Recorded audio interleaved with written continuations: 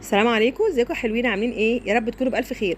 النهارده هنعمل قالب جيلي خطير صراحه كده. طعمه احنا محتاجين في الجو اللي احنا فيه ده لحاجات كده، مثلجات كتير عشان ترطب علينا، وكمان على اولادنا اللي بيمتحنوا، ربنا معاهم وربنا يوفقهم يا رب.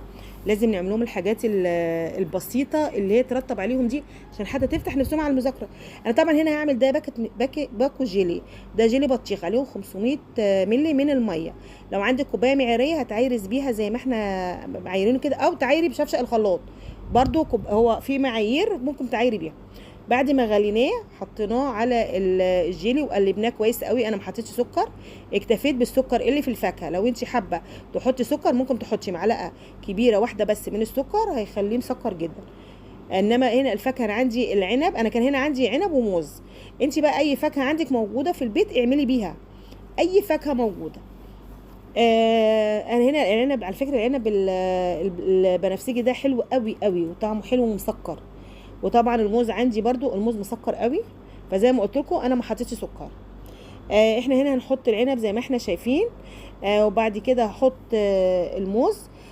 طبعا الطريقه دي، الجيلي بالفواكه طريقه سهله قوي وبسيطه، ولا هتاخد وقت مننا ولا هتاخد مجهود ولا اي حاجه.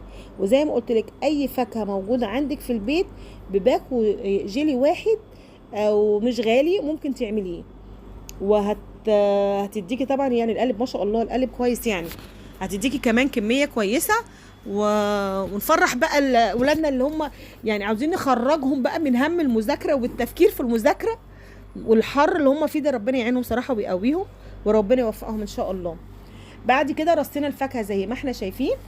عباله ما الجيلي يهدى شويه، انا عاوزه الجيلي يهدى، عملته في الاول خالص علشان يهدى زي ما قلنا، علشان مش عاوزه احطه سخن على الفاكهه والفاكهه تطرى وتدبل. لا، انا عاوزه الفاكهه تبقى زي ما هي كده، وطعمها ما يتغيرش ولا اي حاجه. بعد ما هدي كده ودفي، بعد حطيته على الفاكهه. بعد كده انا حطيته في الفريزر. يعني المنظر اللي انتوا شفتوه ده انا حطيته في الفريزر، بصراحه نسيته يعني. انا قعدت يجي 3 4 ساعات، فزي ما انتوا شايفين كده عادي. بعد ما يخرج من الفريزر ممكن كده في طاسه كبيره يعني القالب يدخل فيها. حطيت حبه ميه وغليتهم، وحطيت القالب ده من تحت كده في لمده هي دقيقه واحده عشان اعرف بس اقلبه. وزي ما احنا شايفينه كده اتقلب بكل سهوله. يعني عادي حتى لو نسيتيه زي كده ما تقلقيش، هيتقلب معاكي بكل سهوله. وبعد كده خلاص يعني هي ما فيش 10 دقايق، الجو حر جدا بيسيح ويبقى معانا كويس وجاهز للاكل. اتمنى الفيديو يعجبكم، ما تنسوش اللايك والشير والاشتراك في القناه عشان يوصلكم كل جديد. ومع الف سلامه.